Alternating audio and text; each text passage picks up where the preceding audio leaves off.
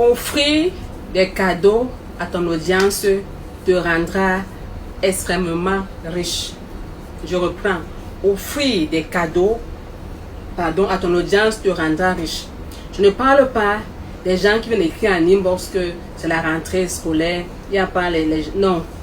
Je parle de l'audience en termes de business. Bien que le côté là ne doit pas être négligé. Alors, je vais illustrer cela avec deux histoires. D'accord? Deux histoires très courtes.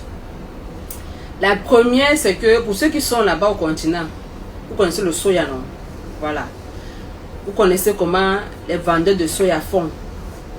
Quand tu viens acheter, avant même que tu ne choisisses la partie, il a déjà coupé un morceau, il t'a donné.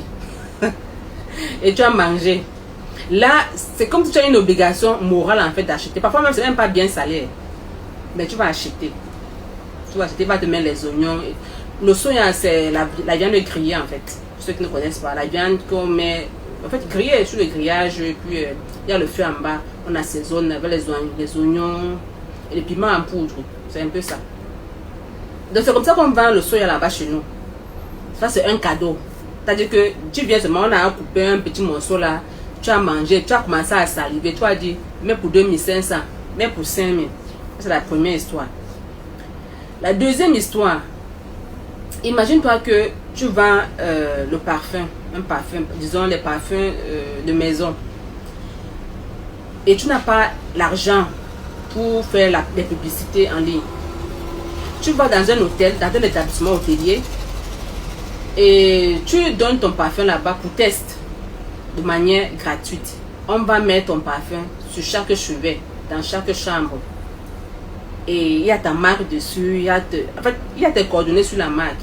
Et quand le client va venir, il va humer l'odeur dans la chambre. Il va dire, waouh, mais c'est quelle odeur ça? Directement, il va se rendre au niveau du chevet, regarder le nom de la marque et des coordonnées. Parce que peut-être il a un problème de mauvaise odeur à la maison qu'il combat tout le temps et ça ne part pas en fait. Quand il sort de l'hôtel, qu'est-ce qui se passe? Il va t'appeler, il va te contacter. C'est aussi simple que ça. Voilà comment tu as gagné les clients.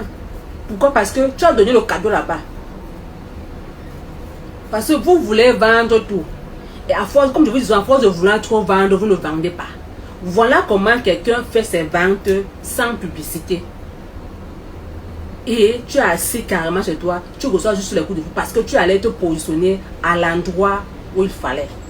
Donc, il faut offrir les cadeaux comme ça là à ton audience de temps en temps. Et puis, les ventes vont se faire tout naturellement.